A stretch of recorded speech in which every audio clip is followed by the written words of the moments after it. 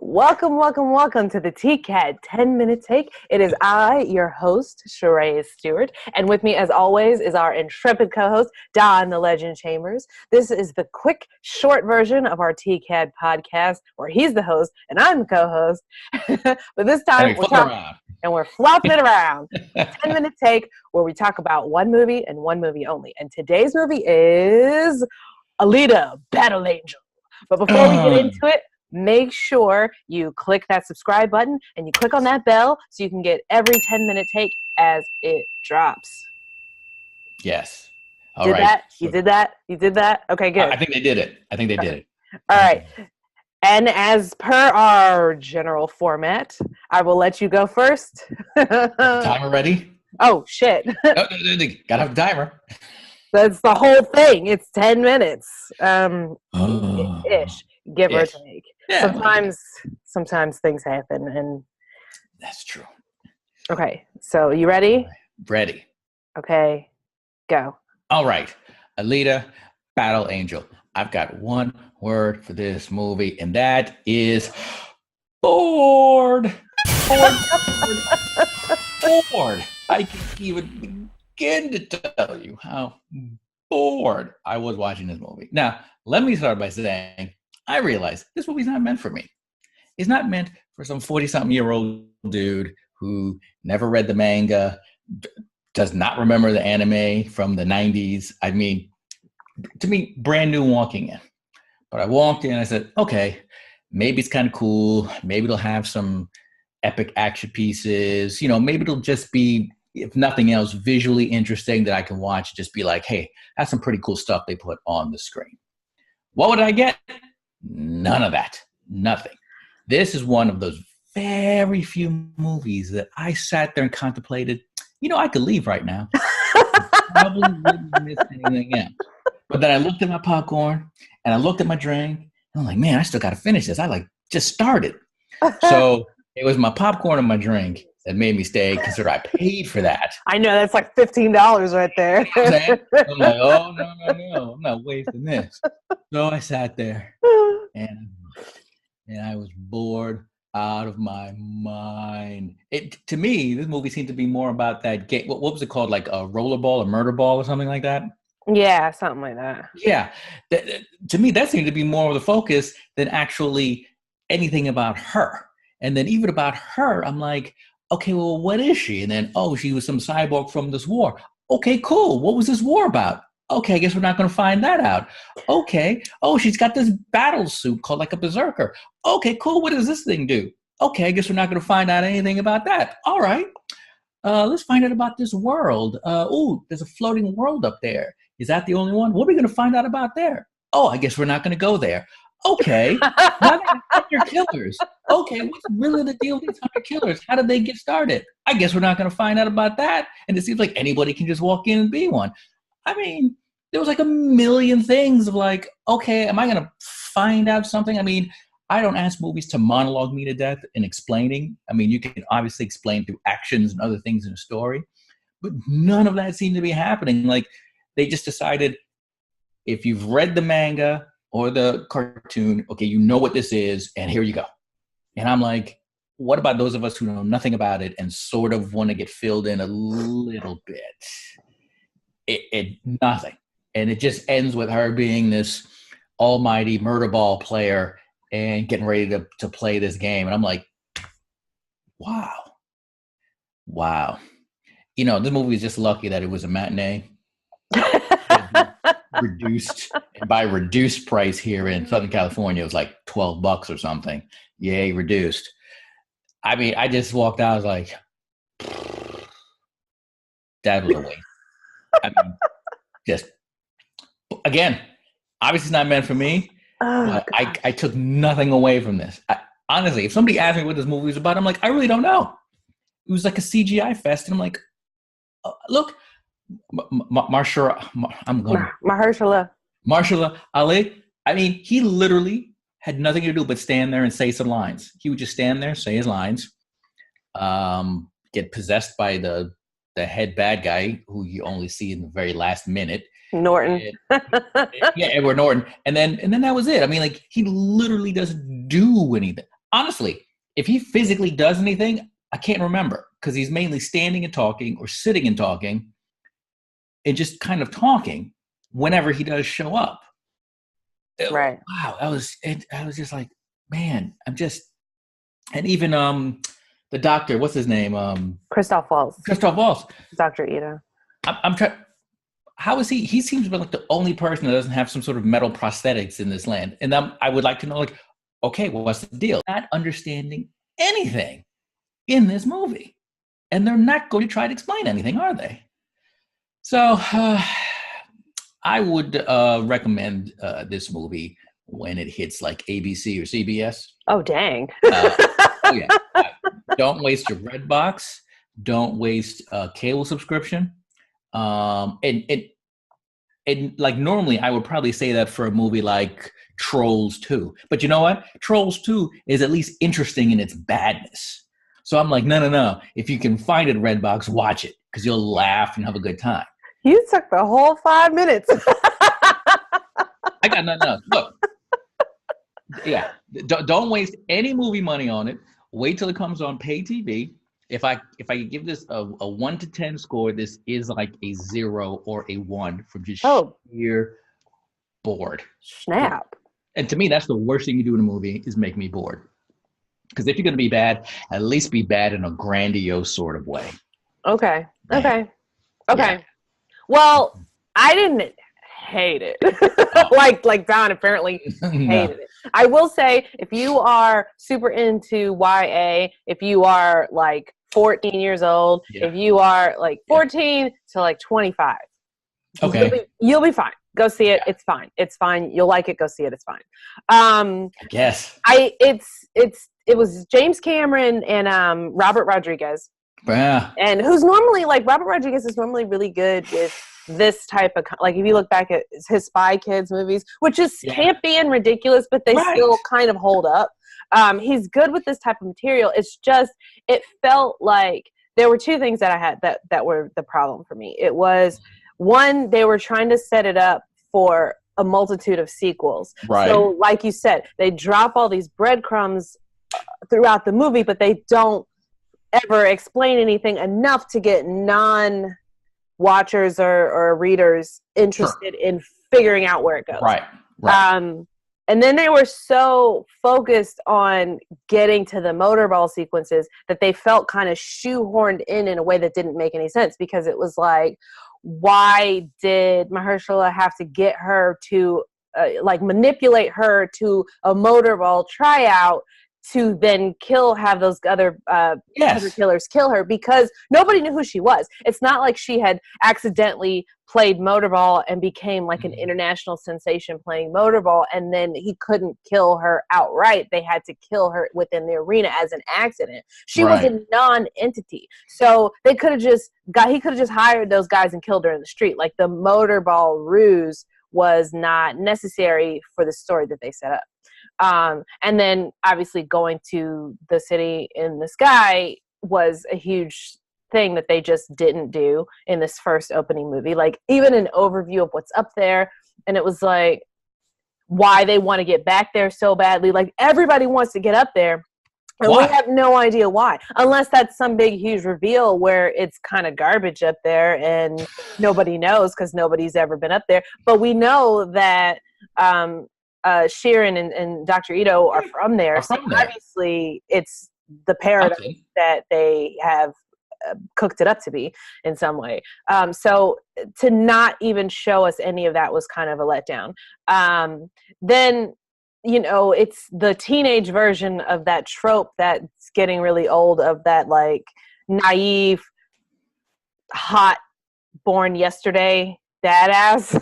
So, like we get in The Fifth Element, and we get even in Wonder Woman a little bit, where you have this pretty much born yesterday, fully formed teenage girl who knows nothing but how to fight, and is, everybody's in love with her because of her innocent naivete in this harsh world that gets her into trouble.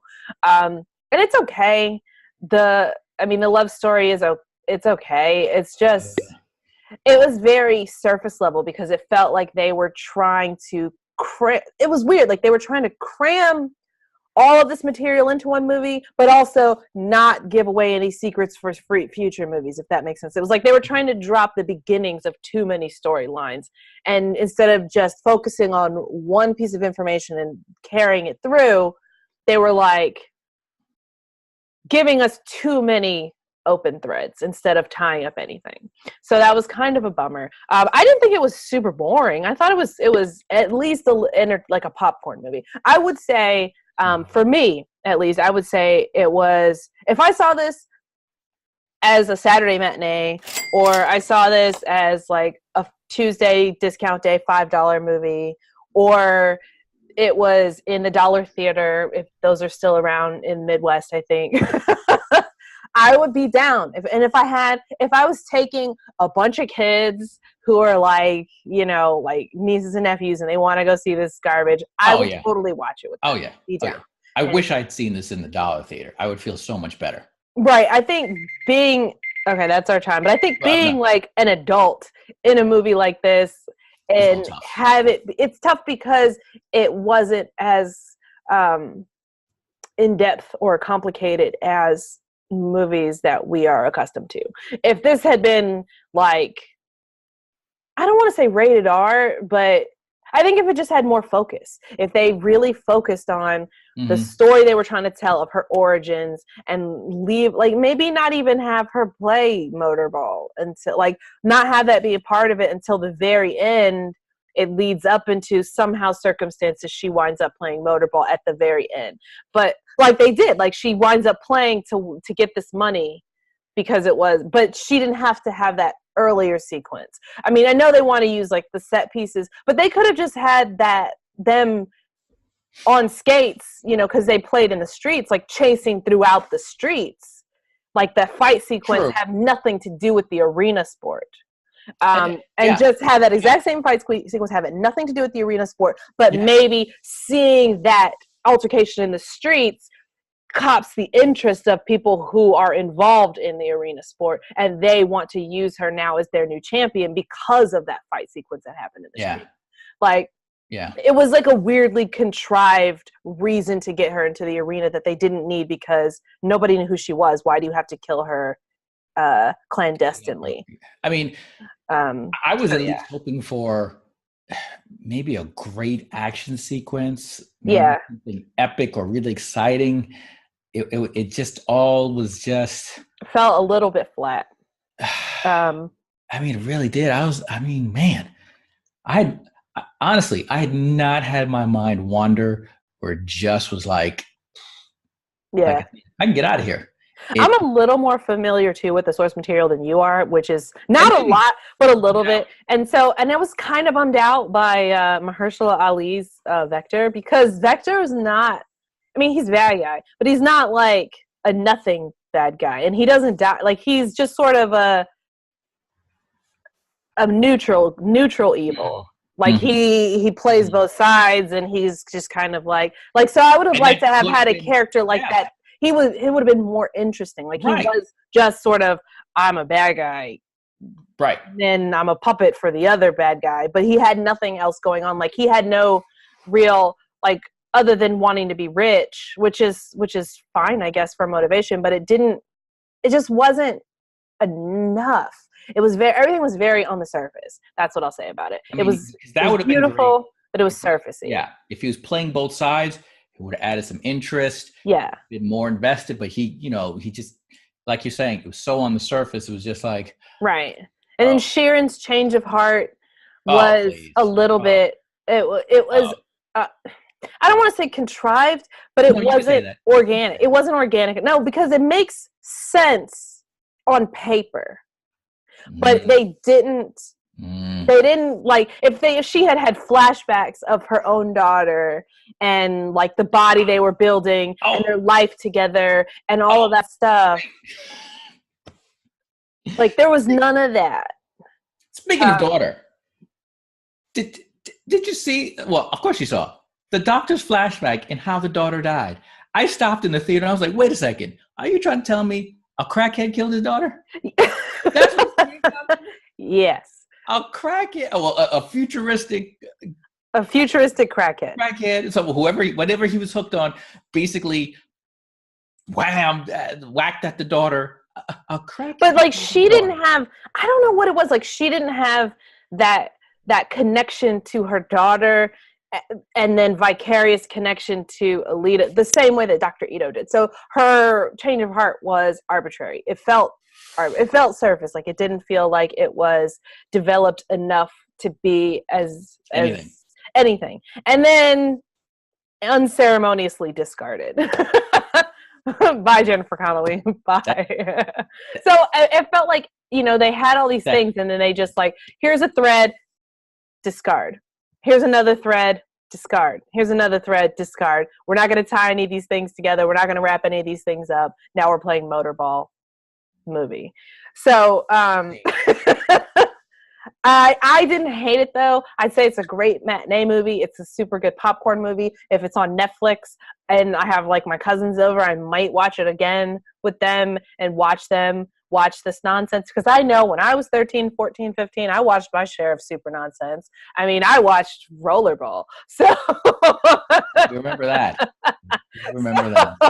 So I'm in it. I'm not like, it's not foreign to me. I'm into it.